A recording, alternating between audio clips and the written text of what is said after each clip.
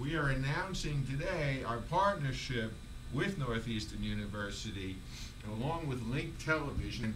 What we're looking at with you and with the community of Link TV and with the rest of the News Trust community all this week, and the large topic is the global economy, but more specifically we're looking at all sorts of media that has to do with shortages that are suddenly popping up in basic food commodities like rice, wheat, corn, and so on. Why this is happening, what it means, what the implications are. We're going to go together on what we call at News Trust a news hunt. And for the next week, we're all going to be working together out there in cyberspace, finding, submitting, and then rating and reviewing journalism on this topic. And then after that experiment is done, in a week, we'll post the results on our site, we'll blog about it, and we'll go off on another news hunt. So now everybody has to take the first step, which is read the story. Quote, for the first time in history, there is a clear link between the price of fuel and the price of food, Mr. Powell said. Quote, if there were a miraculous 20% increase in the quantity of food production, we would not know what would go toward increased food consumption and what would go to biofuels. We are actually another. So, if we were to say this is informative, would we say it's somewhat informative, or would we say not very informative? It could have been written in a better way using all those factors. Yeah, I would agree. Or, that's like, a story with 3 sidebars or something. Yeah. Maybe the governments aren't portrayed in a good light because they are obviously having this problem that they deal with all that. But maybe they don't deserve to be portrayed in a good light, in which case it would be fair not to do so. Well, it seems like a world epidemic, so it's not really... Like we said, it sounds like this is all clear. And accuracy, is it accurate? Well, we don't Yeah, know. it's really that We basic. don't know, yeah.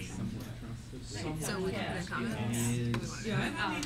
Probably more. Alright. So it would be 1 or 2 in accuracy. Well, we don't know. So what do we want to do for the accuracy component? Terrible? Give us the options again. Not accurate at all, not very accurate, somewhat accurate, accurate, and very accurate. I'd say somewhat accurate. Oh, Yeah. So what do we think? After the 4 groups evaluated the article using the News Trust review system, they found that they all had very similar results. What was your overall rating when that? Overall rating was 3.1. 3.1. So that means essentially it was an average story overall. We basically thought exactly the same thing. We thought there was a lot of information that could possibly be good, but there were so few sources that we couldn't say whether or not it was good information. What was your overall rating? It ended up being a 3.4, High. which I think we were kind of surprised by. Okay, let's go Just a down. little more harsh on the other tables, I would say. Our comment, we wrote, the story is poorly written. There is no structure to this piece, and the topics jump around. There are not enough sources to verify where the information is coming from, and there is no notion of fairness or balance. It would have been nice to see where these numbers and percentages also came from. The subject of the state of the global economy is an important one. Unfortunately, it quickly loses the reader's attention.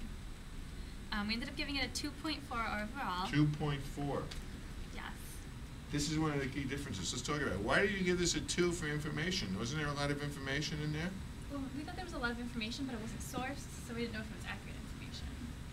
Now you guys gave it a 4 for information. Why? I think strictly because of the fact that there was a lot of information in the piece. We weren't looking for, did it actually add something to the piece? I think Okay. we addressed that in another section.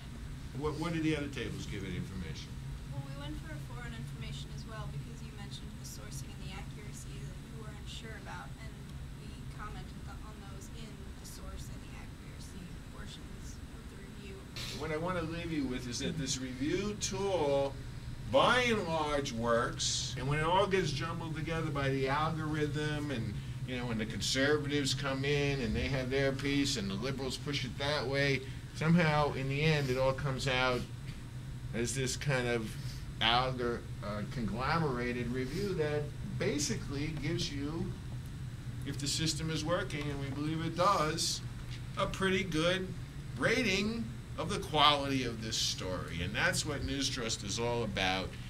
It's fun. It's also it's about the content, and it's about the community. So I just urge you, if you like this, make it part of your daily news diet. Go to News Trust, check it out. If nothing else, you don't even have to review. You don't even have to submit.